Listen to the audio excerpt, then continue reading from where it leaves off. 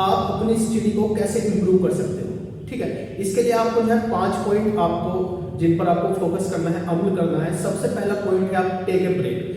आप सपोज करो कि 6 से 7 घंटे कंटिन्यू डेली का पढ़ रहे हो, ठीक है, तो उस स्टडी टाइम पीरियड को आप जो है स्लॉट में बांट लीजिए कि जैसे आपने 45 मिनट पढ़ा, 45 मिनट के बाद में 5 से 10 मिनट का आप ब्रेक लीजिए। ब्रेक लेने के बाद में दोबारा से बैठ जाइए पढ़ने के लिए। तो इसलिए हर 45 मिनट या आप वो आपकी क्षमता पर डिपेंड कर सकता है। हो सकता है आपको 30 मिनट के बाद में ब्रेक की जरूरत है, ठीक है। तो ऐसा भी मत करना कि 15 मिनट 20 मिनट पढ़ा और उसके तुरंत बाद आप ब्रेक ले रहे हो। तो इसलिए जो है 30 या 45 मिनट एक स्लॉट आप पढ़ो, पढ़ने के बाद में जो है उसके बाद में 5 से 10 मिनट का आप ब्रेक लीजिए। तो आप अपनी पूरी, यदि आपको लंबी स्टडी करनी है तो उसे जो है आप ब्रेक में डिवाइड कर दीजिए। इससे क्या होगा कि आपकी जो प्रोडक्टिविटी है वो इंप्रूव हो जाएगी। आप देखोगे जब आप कंटिन्यू 2 घंटे कंटिन्यू पढ़ रहे हो तो कंटिन्यू पढ़ने पर आपका जो दिमाग है वो हैंग हो जाता है, आप मेमोराइज नहीं कर पाते चीज़ों को, मतलब गेन नहीं कर पाता आपका दिमाग। तो इसलिए उसे दोबारा से रीगेन करने के लिए, बार बार उसकी प्रोडक्टिविटी को बढ़ाने के लिए आप बार बार क्या करिए, एक ब्रेक बीच में जरूर रखिए। ठीक है, दूसरा पॉइंट है आप जो है आप जहां पर भी पढ़ रहे हो, ठीक है, एक साइलेंट स्पेस होना चाहिए। ठीक, create a good study place या गुड स्टडी स्पेस।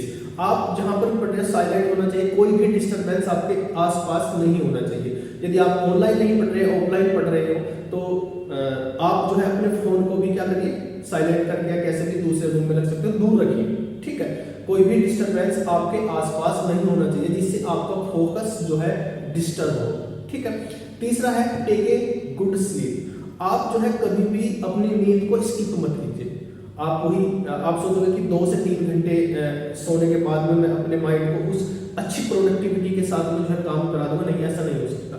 इसलिए आप अच्छे से गुड एफिशिएंसी के साथ यदि अपने दिमाग को काम कराना चाहते हो तो आप एक अच्छी नींद लीजिए, 6 से 7 घंटे की अच्छी नींद लीजिए। फिर उसके बाद में जो है आप अपने दिमाग को अच्छे से काम करिए।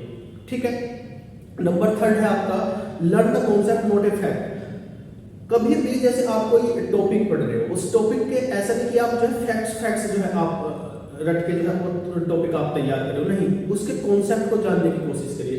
फैक्ट्स आप जो है आपका माइंड जो है कम टाइम तक का उसे याद रखेगा। यदि आपने उसका कॉन्सेप्ट जाना है तो कॉन्सेप्ट को आप अपने माइंड से के द्वारा जो है लंबे समय तक का उसे अपने दिमाग में रख सकते हो, स्टोर करके रख सकते हो। इसलिए ध्यान रखना है, कॉन्सेप्ट जितना पढ़ोगे किसी भी टॉपिक के बारे में तो उसे आप लंबे समय तक का उसे याद रख सकते हो।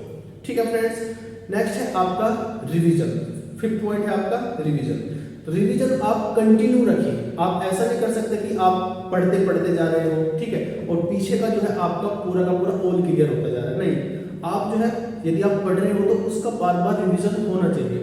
आप रिवीजन के लिए अपने अकॉर्डिंग जो है टाइम रख सकते हो सकता है पूरा वीक आपने पढ़ा, संडे में आप उसका रिवीजन कर लीजिए। ठीक है, या आपने 2-3 दिन पढ़ा, पढ़ने के बाद में 4th डेज पर आप जो अपना रिवीजन कर लीजिए। तो इस तरीके से आप जो है कंटिन्यू रिवीजन रखिए जिससे बार बार वो चीजें आपके माइंड को स्ट्राइक करे और बार बार वो चीजें आप उसे लंबे समय तक उस चीज को क्या कर सको, स्टोर कर सको। तो ये 5 पॉइंट है, यदि आप इन पर काम करोगे तो आप अपनी स्टडी को पक्का इंप्रूव करोगे। ठीक है, तो इस वीडियो में इतना ही, धन्यवाद।